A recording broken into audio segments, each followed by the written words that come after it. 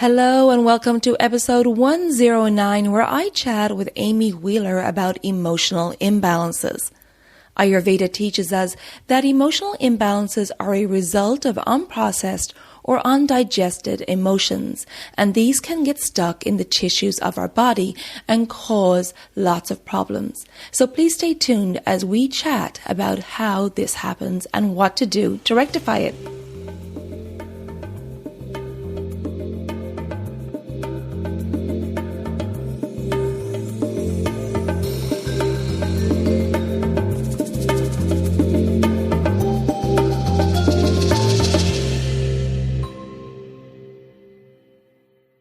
Hello and welcome to Elements of Ayurveda, Empowering Wisdom of Life.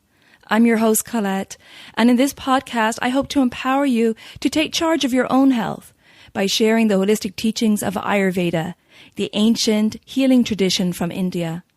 We will also discuss topics like health and wellness, nutrition, yoga, fitness, meditation, breath work, and much more, as well as interviewing lots of inspiring people along the way. My humble wish is to help you to connect to your true nature, to Mother Nature, and to each other. If you like the content, be sure to subscribe to the show, and the new episodes will automatically download for you to enjoy. If you're new to Ayurveda, I recommend you listen to the first couple of episodes where I do an introduction to Ayurveda and the mind-body types. I've also set up a Facebook group for us to connect and to support each other, and I'd love for you to join me over at Elements of Ayurveda podcast group. And now here's the show. Hello and welcome to Elements of Ayurveda. This is Colette and Amy. Good morning, good afternoon, Hi, depending on where you are. Yeah, exactly. How are you? I'm feeling fantastic. Good. You've been busy. I've been very busy, but I have been doing all of my yoga and Ayurveda to keep my systems, body and mind and heart and spirit in balance. So I'm feeling good. That's great. We're just saying how you're traveling a lot at the moment and how much these practices, right, they're just so key to be able to get back into that routine once you come back home and stabilize again.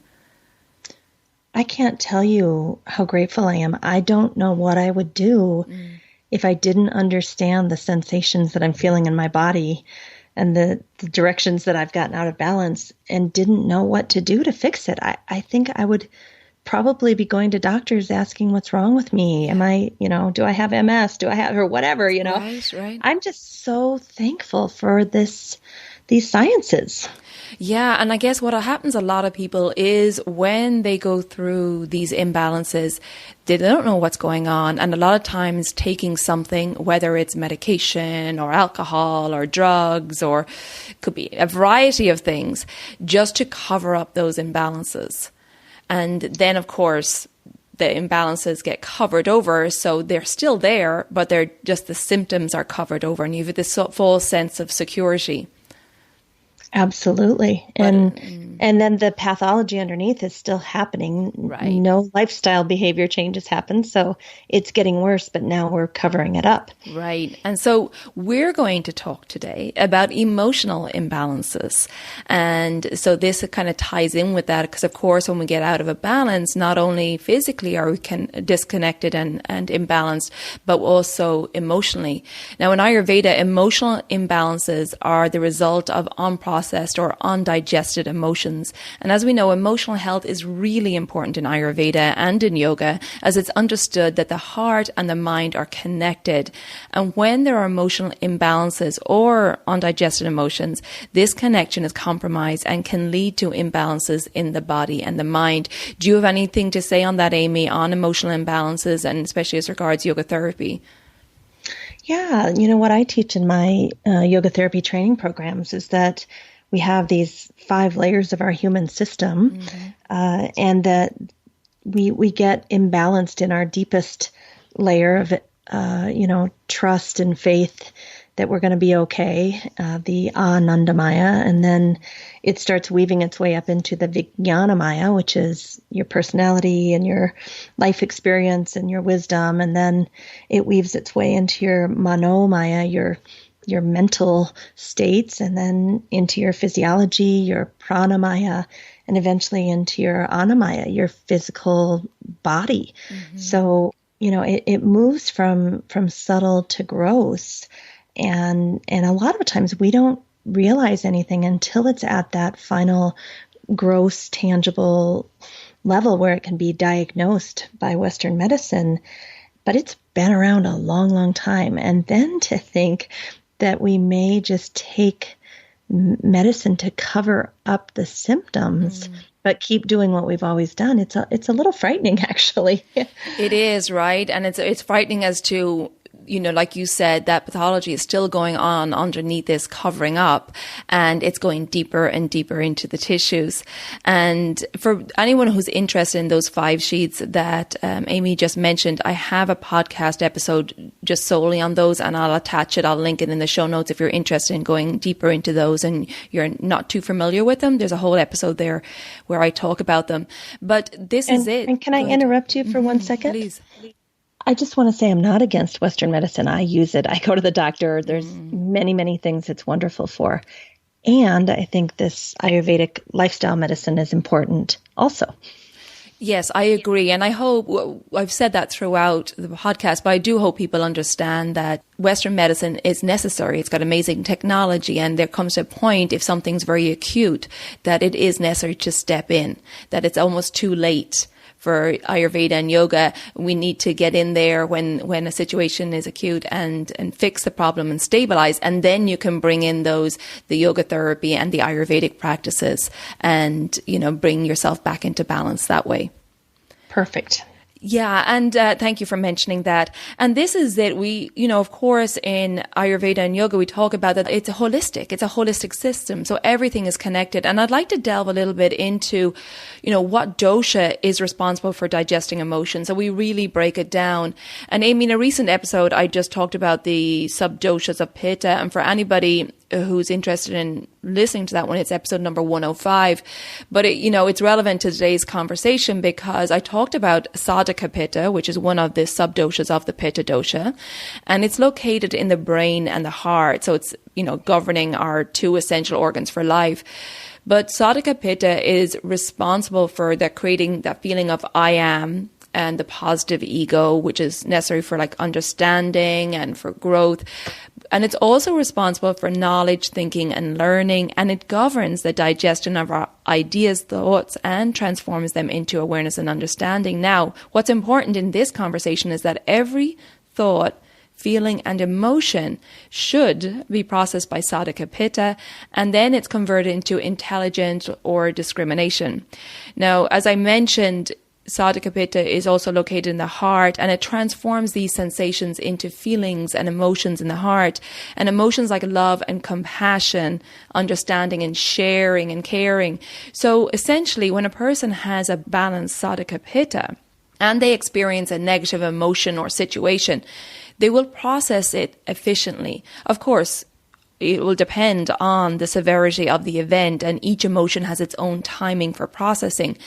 But if a person has balanced Sadhaka Pitta, they can digest it and then let go. Now, it's not to say that the emotion is forgotten, but when they remember the emotion, they will understand that it's in the past, they've learned from it, they've moved on. And we talk about Sadhaka Pitta located in the heart.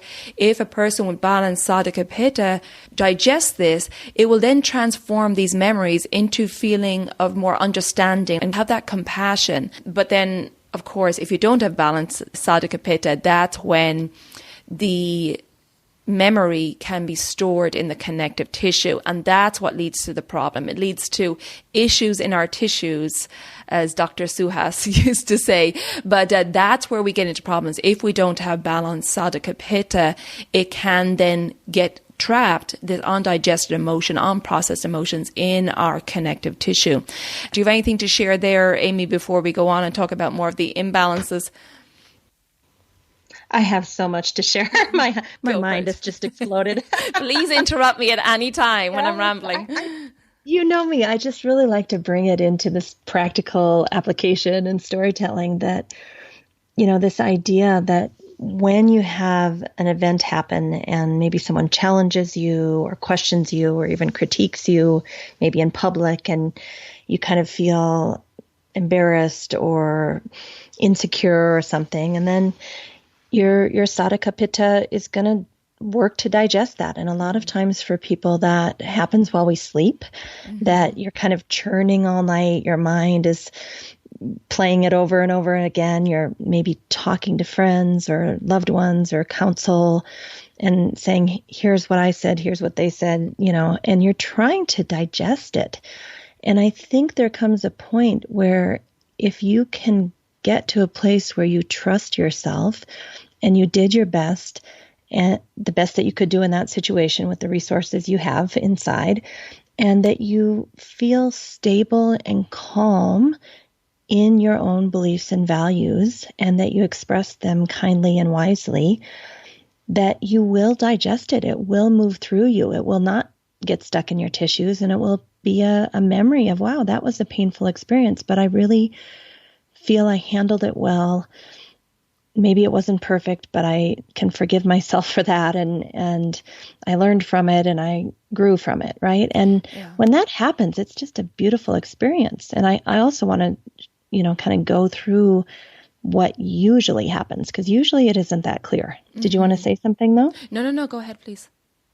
So what usually happens, and I have a lot of expertise in this area, is that we're a little convoluted, we're a little cloudy, we've been critiqued, we maybe got a little hot-headed and went overboard and said something maybe we shouldn't have said. We started being judgmental, we started attacking back. We weren't clean in our own discrimination and our behavior and our thoughts and our words. And so even though the original event could easily be digested and let go of, now we've got all this sticky, mucky, yucky stuff that we caused harm to ourselves. And somewhere in there we feel ashamed and guilty, and it's really, really hard to let go of then, because we know somewhere deep inside our unconscious mind we have some work to do. And while we want to blame the other person for fighting with us, there is a deep place within us that says, no, honey, you gotta clean that up. Right. And I think that is when it doesn't get fully digested.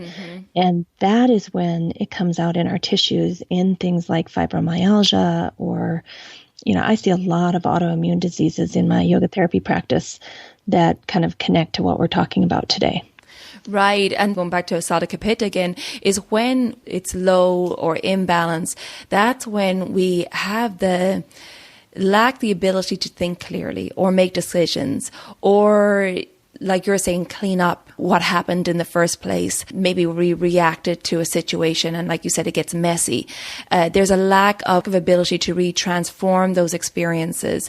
And, of course, then there's a lack of understanding. There's a lack of being able to discriminate and a lack of an ability to learn. So this is where we need to go back to those practices of getting ourselves in balance that we talk about over and over again, in order to make sure that we do have this awareness, that we can process what's happening, that we don't get stuck in these muddy waters. And like you said, Amy, then it goes on to something else, because we've been in a situation where it was emotional and now we've reacted and it's turned into a whole nother issue. But if your Sadhaka Pitta is low, you really can't digest, you can't think clearly, you're indecisive, it's probably gone into the negative ego where there's feelings of anger and negative feelings coming in as well. So this is where it's going back to those practices of the daily dinacharya, of cleansing the body of these toxins. And I'll get into in a moment how we restore balance, particularly in Sadhaka Pitta, but also having self-compassion that it may be an imbalance that's causing you to react or causing this inability to see clearly or digest. Exactly. And, for many, many years, I didn't understand the sensations in my body were actually cluing me into my Sadhaka Pitta was not functioning well. But the sensations I have in my body are somewhere in the middle of the night, I get a pain kind of around my small intestine. Sometimes I feel like a little sharp knife behind my left shoulder blade. My kind of upper belly area kind of is achy and feels like maybe I ate something that can't move through very well. And like I said, my mind is churning all night long. So now when I feel those sensations in my body in the middle of the night, and I notice that I'm waking up every few hours with this churning, racing mind, those are my signs that, you're out of balance. You're not functioning well. Right. Because the same event could happen to me. And if I was in balance, I would be able to digest it, process it, and let it go. Yeah. And just to explain to people, that's a great story there, Amy, because, if we think back to the circadian rhythms, the pitta energy rises from 10 p.m. to 2 a.m. to digest all the thoughts, the emotions, the experiences throughout the day. And so, if Amy's feeling those emotions in the small intestine, in those areas of the body where it's the seat of pitta during the pitta time, that's why these pains in the body are coming up, because it's undigested. It's not sitting right in the tissues. That's exactly right. And before I learned about yoga and Ayurveda, I didn't know that. I just would go to the doctor and say like, I have this sharp pain behind my left shoulder blade.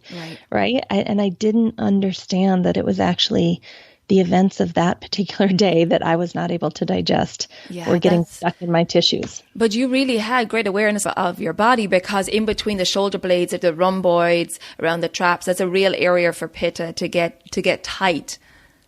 Right. I mean, it's so classic. Yeah. That's why it cracks me up that once you learn this ancient science and medicine, you understand things that you never understood before.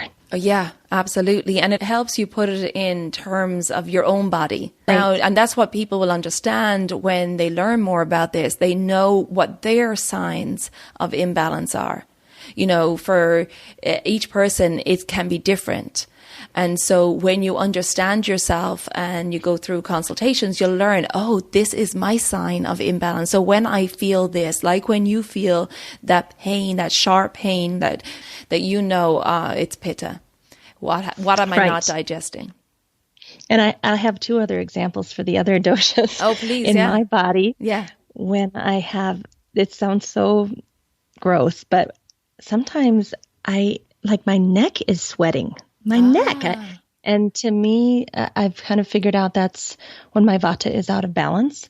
Okay. And then when my legs feel super heavy and I'm retaining a lot of water in my legs and they just feel like tree stumps, then I know, okay, my kapha is out of balance. So I have these very distinct signs in my own body to let me know what's going on. Yeah, mine definitely is in between the shoulder blades and the traps. Like every day with yoga, I'm trying to open up those areas of the body, foam rolling and so on.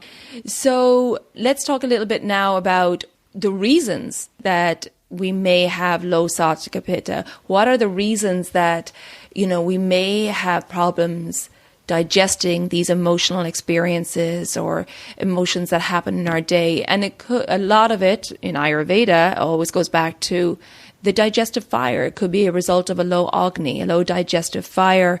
And that can, of course, result in a buildup of toxins. And these toxins not only affect the physical channels, but also the subtle communication channels in the body and in the mind. And then, of course, it could be improper lifestyle, relationships, improper environment, eating the wrong foods for your constitution.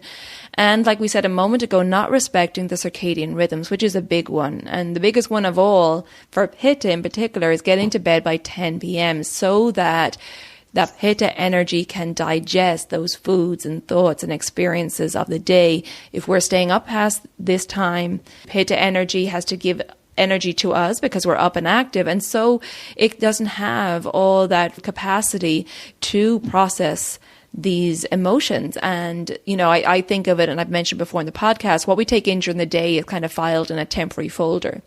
And so at night, Pitta comes in at 10 p.m. to 2 a.m. to digest and all those, and then file away what we need and throw out what we don't, and so on.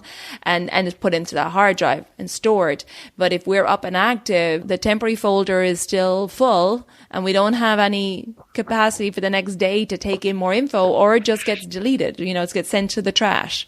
We can't expect to be functioning well if we're not respecting the circadian rhythms. I completely agree. And this is why whenever someone comes to me as a yoga therapy client with insomnia, that's probably the first thing I want to try to help them with, because I know that if they have insomnia and they're not sleeping between 10 p.m. and 2 a.m., they can't do all this sorting. They can't keep up with the emotional digestion of their lives. And, you know, it's like a backed up sewer system. I hate to say that. It's kind of, but that is going to really cause problems. So in getting them to sleep well so that we can do this nightly cleaning is just critical.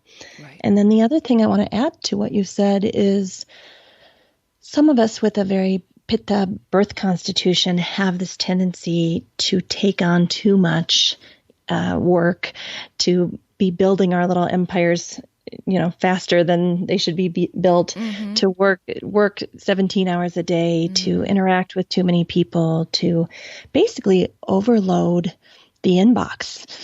Right. And so I think that's even if you have really strong Pitta, we have to be careful about how many letters we allow into the inbox through our choices in life. Yeah. I really am working on that one, trying to basically have a do not reply, or, you know, the person who owns this inbox is not responding to mail right now. Right. I'm trying to set that up for my life, because I just don't want so much stimulation from every direction.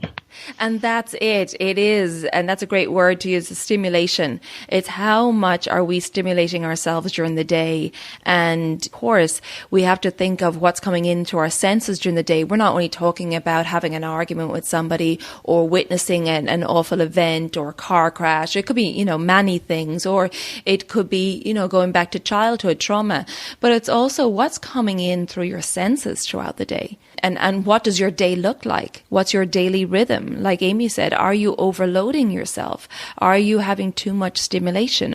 And then, of course, we get into the sympathetic nervous system. And are we activating that too much? Because, you know, what we take in through our senses is connected to our sympathetic nervous system. And our sympathetic nervous system is always scanning. Do we need help here? Is there anything in our environment that's kind of scary? Do we need to fight or flight? So we need to really be conscious of what we're exposing ourselves, all our senses to in the day. And that's something that we have to take responsibility for, because we can take responsibility for that. We can take responsibility for what situations we put ourselves in. Like Amy said, if you're overloaded, we'll use the inbox analogy. If you're overloaded, how can you organize your day so that you're not so overloaded? It's kind of like taking back control. I just love it when I send someone an email and they say, I will not be answering emails for the next 3 weeks. I'm working on a project. You know, if you don't hear back from me, feel free to contact me again after December 15th. Yes, I've seen quite a few of those. And I have to say, it's within the Ayurveda and yoga community. I'm reaching out to people, and I really respect it. Absolutely. You know, one other thing I kind of want to add here is that I think each of us within our system has different capacity about how much mail can come into the inbox. And I talked to you a little bit about this. I have these charts that I made all around allostatic load, and basically depending on if we've had childhood trauma, depending on our genetic makeup, depending on our early childhood experiences, our lifestyle, all these things contribute to kind of a baseline level of allostatic load. And depending on where your baseline is, you may or may not be able to handle very many envelopes coming into the inbox. It may be 3 per day, and that's your max, or it may be 77 per day, and that's your max. So we have to really respect that everyone has different capacity for digestion. Yep. And this is where it comes back to us taking responsibility rather than putting the blame outside and say, oh my God, there are too many emails coming in. There's too many people bothering me. I've got too much to do. You have to take back control and look at what's going on in your life and, take responsibility for setting your life up. And it feels good to be able to think, oh, I can control is not a word I want to use, but I can take responsibility for this and I can manage my life so that it flows better. So I've been working on this diligently. And because my habitual pattern has been to say, yes, yes, yes, take on more, more, more.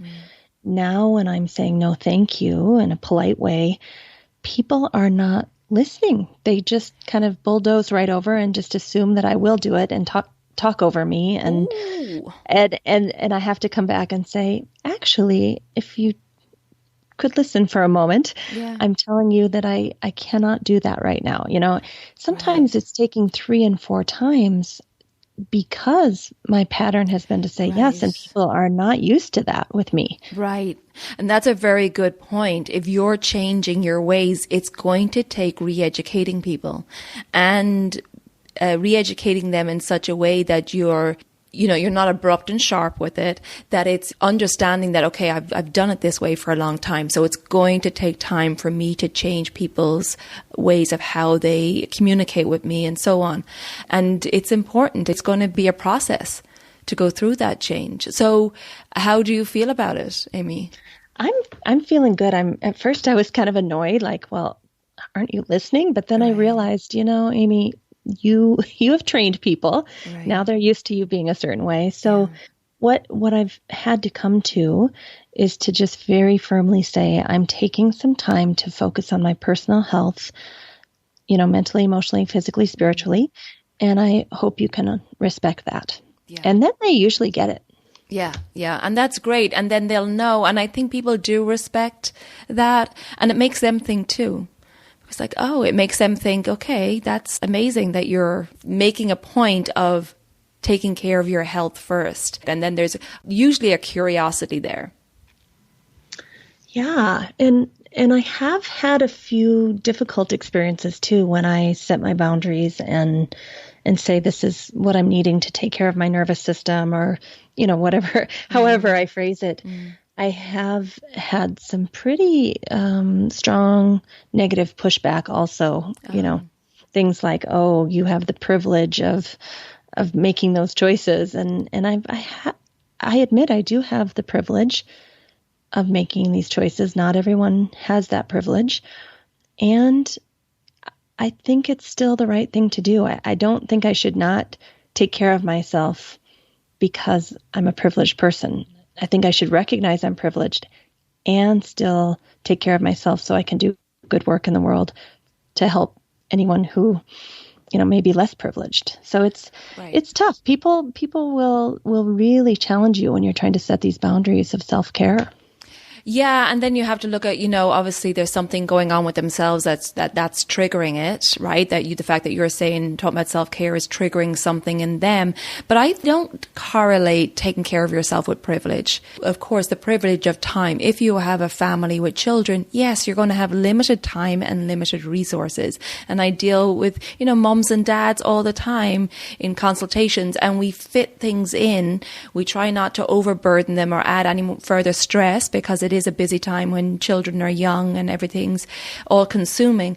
But I do think that there are still simple practices that you can put in place to take care of yourself and to, keep yourself in balance. Well, and let's also add that many of the techniques and remedies from Ayurveda are just simple lifestyle changes, things you can get at the grocery store. You can go online and read for free which foods to eat. I mean, I think that's really beautiful, and it makes it very accessible to every population who's interested in joining in. Exactly. And it's as simple as going to bed at a certain time. Going Right. to bed before 10 o'clock. Then you'll be okay to get up a little earlier before, the kids, or before you have to go into an early shift at work. Maybe you can grab 5-10 minutes in the morning to do your self-care practices, or maybe it's before you go to bed at night. There's always places, no matter how limited your resources are or how limited your time is, that there's always spaces in the day that you can catch time. Could even be while driving. Maybe you're doing your pranayama while driving. It's just making it a priority in your life to take care of you first. We talk about this all the time, that you are the most important person to take care of so that you can be there for others. I'm not saying, be self-obsessed, but I'm saying you need to take care of yourself first before you can be in a position to help anybody else in your life. If you're running on empty, if you're frazzled, if your emotions are undigested, if you're feeling imbalanced, then what good will you be for others within your life?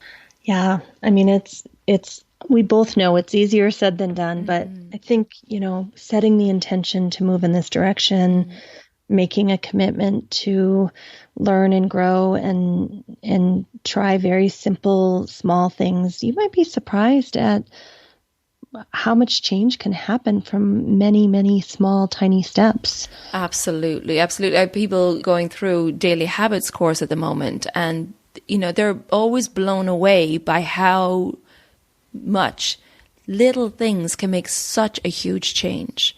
And again, it's like simple as getting to bed early, or eating at a certain time of day, or doing a few minutes of breath work, knowing what type of breath work, knowing what type of yoga practices to do for your constitution to keep you in balance, eliminating stress, really taking a look at your day, taking that time out. I think it's a good time of year now that we're in this reviewing time of year, right? We talked about in our last podcast, we spoke about transitioning into autumn. And this time of year is a time to go inward. I mentioned in the last podcast, nature is quietening. The leaves are falling off the trees. All the resources now are being pulled inward. The animals are hibernating. The birds are migrating.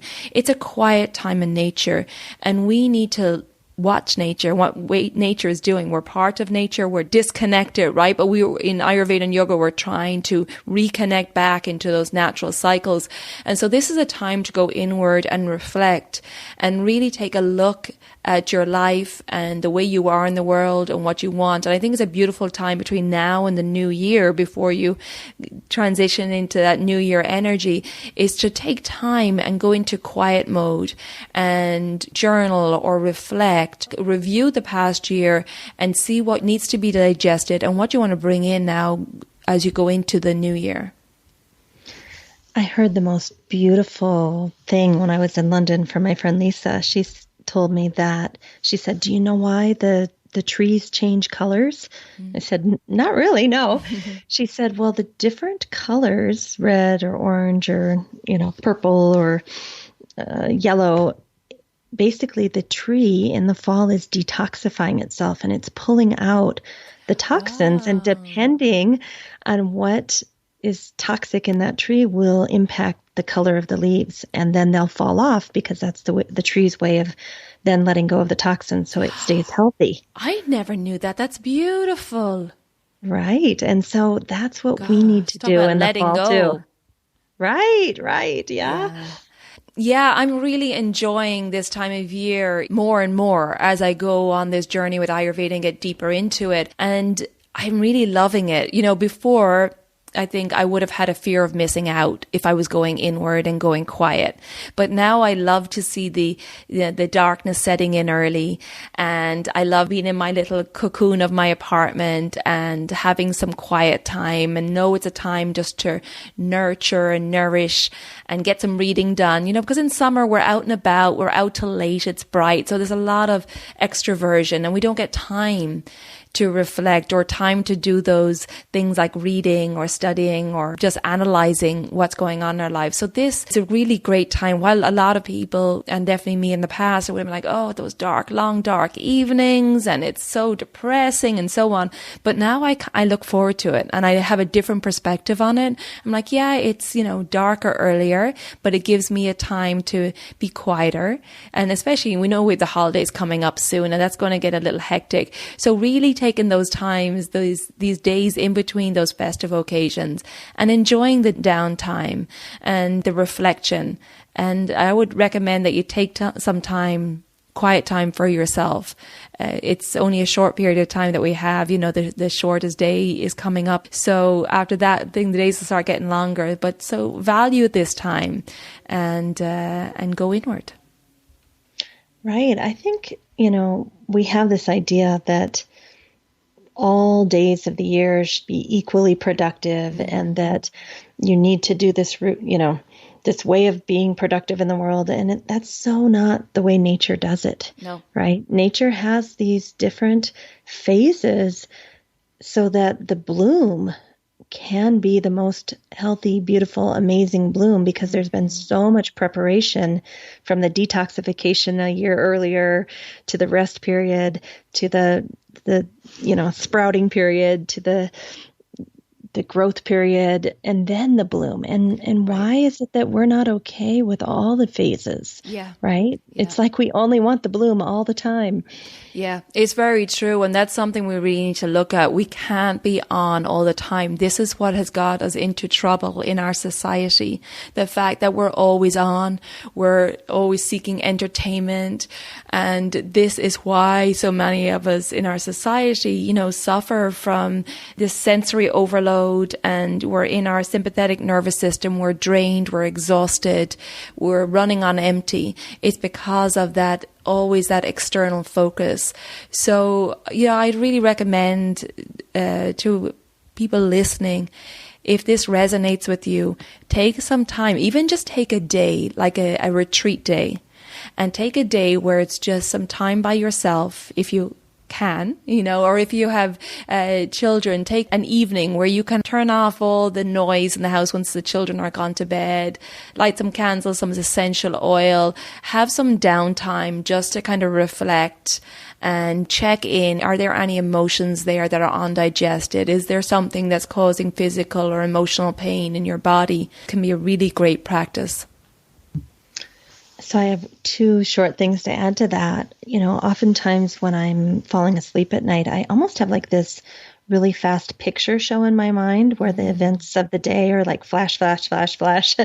And I kind of feel like that's like my hippocampus and my pitta just kind of sorting everything. So I think allowing that, as you're starting to fall asleep at night, is a really good thing. And that, to me, when I feel that, I think, oh, good, we're digesting. Right. But then there are periods that we go through that, like I just came back from London, I was telling you, and it was such fast-paced days and the tube with so many people on it. And I just could not digest it all each night. I would lay in bed for hours and just my head would be spinning. And so when I got home, I literally needed a day and a half, not to mention the jet lag, but to lay in bed and digest all of that stimulation, all of those people, all of that, those events, to replay them and give myself that digestion time before I was ready to head back into life again. Right. And that's it. Having the awareness that you need a retreat day. I know if I'm out and about a lot, if I've had a lot of exposure to a lot of people or a lot of sensory stimulation, that I definitely need those retreat days. For those of you out there listening, looking at your life and seeing, when do you have downtime? And I would say it's important to schedule downtime and, give yourself that time to digest. And when you say, Amy, that you have that flash through of those pictures before you go to sleep, which is great, which is, yes, I would say it is, your sadhaka pitta is digesting, beginning the digestion process. But if we're on social media until we go to bed, or if we're in bed on social media, scrolling, information coming in through our senses. It's really heightened awareness. And then we want our body to switch off and like, okay, I'm going to sleep now within a few minutes.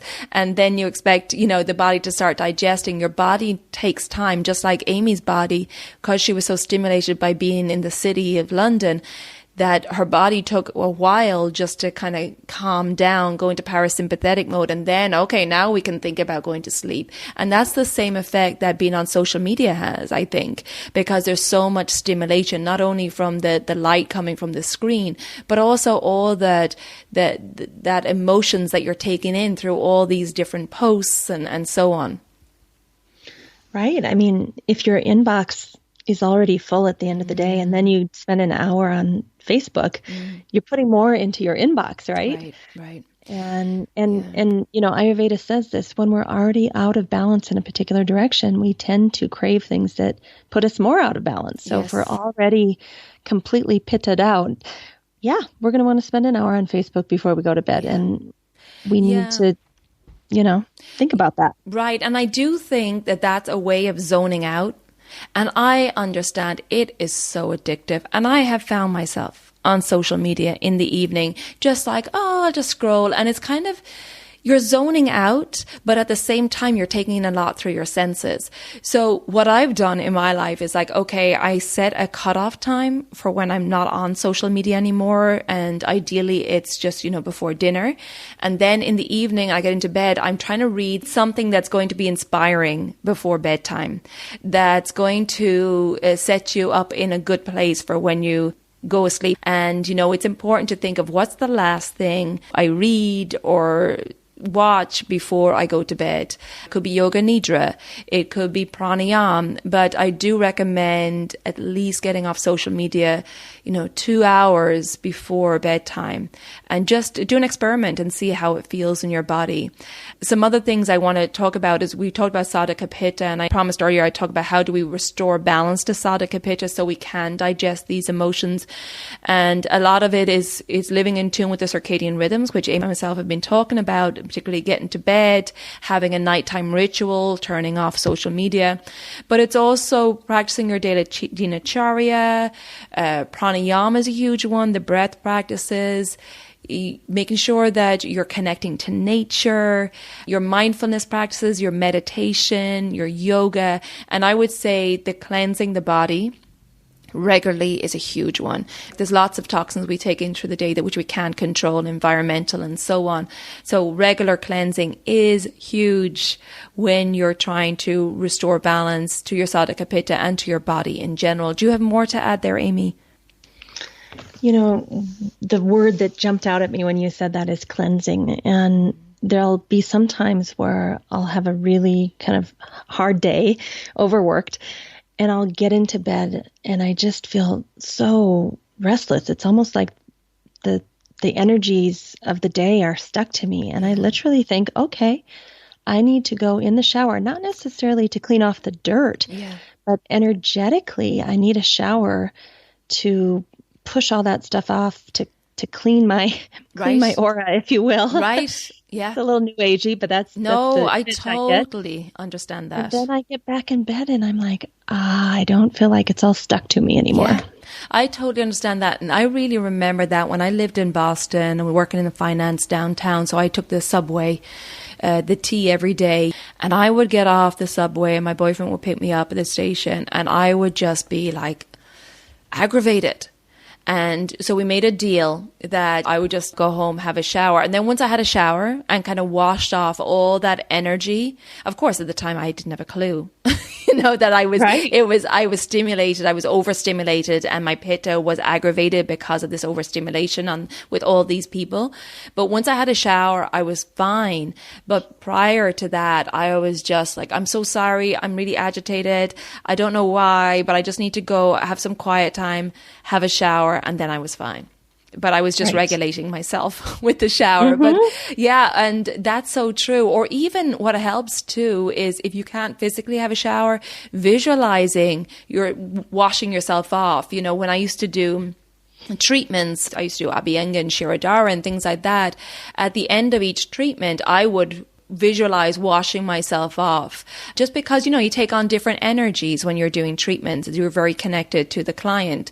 So that can be a way of, you're leaving a situation where you feel that your emotions are imbalanced, or it was a very charged situation, or you were just on the subway, that you visualize washing yourself off with some like water just to clean your aura, as Amy said. Yeah, and I think there's even some of the Vedic rituals and different mudras and nyasams and, you know, hand gestures are meant, you know, to kind of energetically cleanse ourselves. Right. There's one I use with my yoga therapy clients a lot, where they kind of bring their fingertips to the top of their head and then just kind of slide their hands about 2 inches away from their body, all the way down the face, the chest, the rib cage, the thighs, and then kind of flick it away, right? And so you just kind of do that, and it comes straight out of the ancient rituals. Yeah, I have one that I do that I literally, especially if it's been a charged situation, I just witnessed something that was icky, that I just rub my hand from my shoulder down to my fingers and shake it off at the end, like, ooh, clean myself off. So yeah, all those can help. So Amy, thank you so much. Thank you. It's been really fun today. Yeah. Any last thoughts before we finish up here? Just that I'm so grateful for our friendship and for these discussions, because there's always good reminders, things that I'm not doing, or, you know. Oh, me too. I'm just really grateful. Me too. I've made a few clip notes today. It's like, oh yeah. Oh yeah. Yeah. And and we talk about this, and I definitely want to say I am far from perfect. I am still working on myself. I'm still, you know, just trying to do our best, right? But that's what it's all about. We're not asking perfection. Ayurveda and yoga therapy don't ask perfection. It's all about just doing your best, but really having self-compassion and coming back to understanding it's so important to take care of you, because the end result is we want to be in balance so we can be of service. That's why I believe we're here on earth, to be of service to others. But it's important that we take care of ourselves first, and then we can go out and be of service to others. I think that's a great note to end on. Thank you, my dear. It's a pleasure as always, and we will chat again soon. I hope you enjoyed that conversation with Amy. And if you're interested in doing an Ayurvedic consult or cleanse or my daily habits course, please get in touch. I'll put my website link in the show notes. It's elementshealingandwellbeing.com. And I do have a lot of discounted group events starting in January. So check those out. Or if you want to be up to date on what's going on, join my newsletter, and I'll put a link to that in the show notes as well. Thank you so much for tuning in. If you think that this episode will be helpful to family or friends, please share it. Until next time, take good care of yourself, be well, and ciao for now.